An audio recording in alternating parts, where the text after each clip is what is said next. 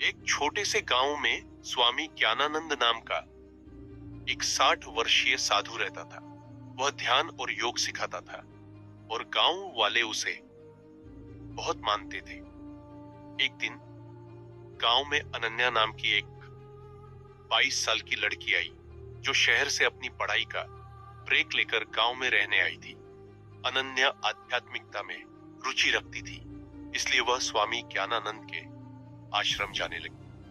धीरे धीरे उनके बीच बातचीत बढ़ने लगी। स्वामी जी ने उसे जीवन के गहरे सबक सिखाए और अनन्या ने उन्हें आधुनिक दुनिया के बारे में बताया।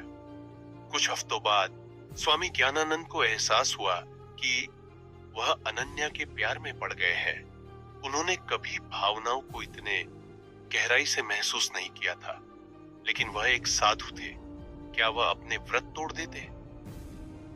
एक शाम जब अनन्या आश्रम में अकेली थी, स्वामी जी ने उससे कहा, अनन्या, मैं तुम्हारी तरफ आकर्षित हुई जी, लेकिन मैं एक सन्यासी हूं। यह पाप है।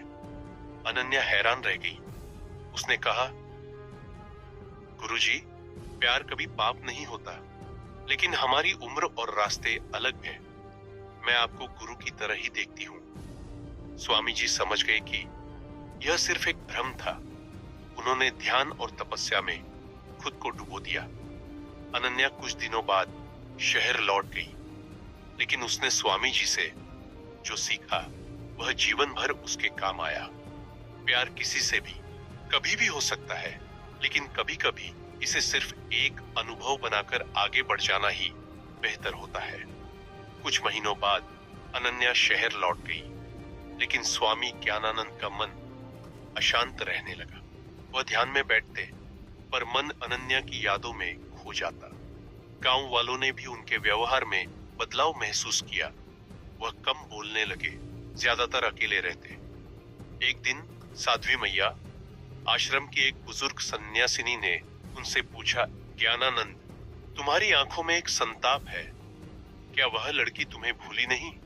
स्वामी जी ने झिझकते हुए कहा, मैया, मैंने सोचा था कि यह मोह टूट जाएगा, पर मन बार बार उसी ओर भागता है।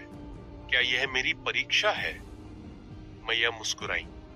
प्रेम अगर सच्चा हो तो वह बंधन नहीं बनता, लेकिन तुम्हारा मन क्या चाहता है, उस लड़की का साथ या शांति? इसी बीच अनन्या शहर में अपनी पढ़ाई पूरी करके वापस गांव आई। उसने सुना कि स्वामी जी उदास रहते हैं।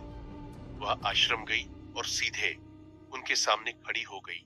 गुरुजी, मैं जानती हूं कि मेरी वजह से आपके मन में संघर्ष है, लेकिन मैं आपसे एक सवाल पूछना चाहती हूँ।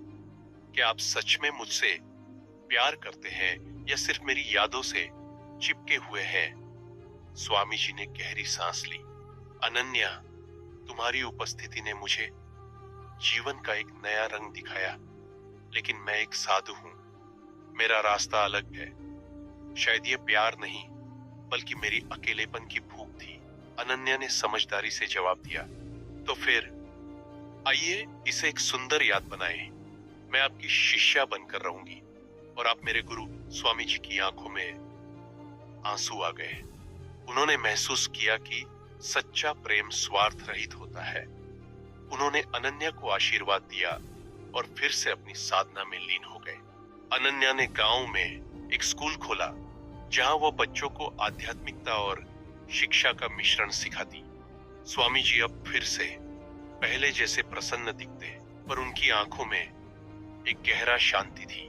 यह जानकर कि कभी कभी प्यार का सबसे बड़ा रूप छोड़ देना भी होता है।